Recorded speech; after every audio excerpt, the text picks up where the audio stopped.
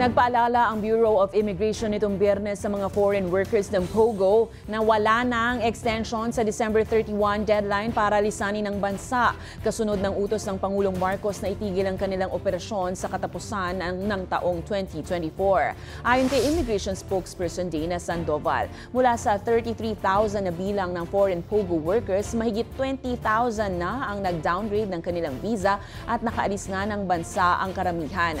Habang nasa 6 hanggang 7,000 naman ang inaasahang aalis na sa Pilipinas sa mga susunod na araw. Gayunpaman, ilalagay naman sila sa blacklisting kung bigo silang makaalis sa itinakdang petsa. They should go out of the country as part of the downgrading in order to leave, and they may return kung meron po silang rason, lehitimong rason na bumalik po sa Pilipinas. Kasi kapag hindi po sila umalis, hindi po sila nag-comply doon sa regulations, they will be blacklisted, meaning they will be prevented from re-entering the Philippines, at lalo po magiging mas mahirap sa kanila na mag-reunite with their families.